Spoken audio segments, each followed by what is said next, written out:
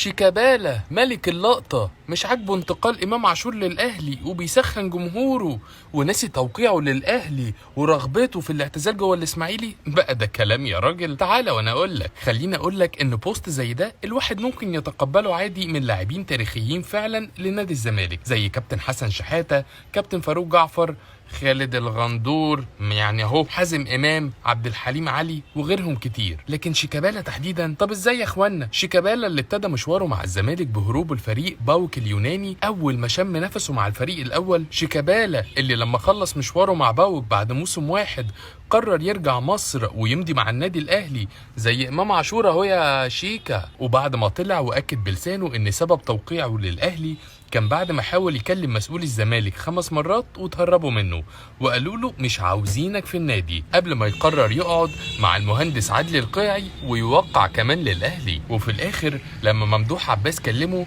شيكابالا طلب منه يحل مشكله باوك، رجع واعتذر للقيعي وقال له مش هقدر اكون في الاهلي، انا منتمي للزمالك. لا يا شيخ، الصفقة ما كملتش لكن مضى للأهلي والعقود طلعت للناس وظهرت، وكان مستعد يشطب تاريخه وانتمائه عادي مع نادي الزمالك لولا مكالمة ممدوح عباس. شيكابالا اللي بيقول جمهورك اللي باقيلك هو فعلا عنده حق، هو الجمهور هو اللي باقي مش انت. شيكابالا هرب من الزمالك في 2010 بعد مشكله مع حسام حسن وقتها، واستغرب حسام ان شيكا يوقع لنادي تاني وعقده لسه مكمل مع الزمالك موسم كامل. لا وايه ده، انقطع عن التدريبات وقتها وراح الساحل الشمالي وحضر حفله شهيره للكينج محمد منير.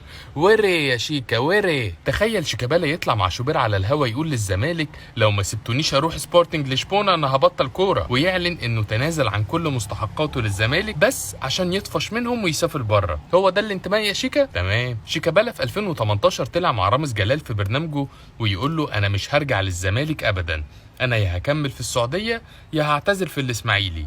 هو ده اللي بيقوم. ففعلا كان عنده حق، جمهورك يا زمالك هو اللي باقيلك مش اللعيبه. وغيره وغيره من المشاكل اللانهائيه اللي تسبب فيها شيكابالا وعمل اكتر من كده، بما فيهم خناقته الشهيره مع الاسطوره حسن شحاته وغيرها من الخناقات الكتيره.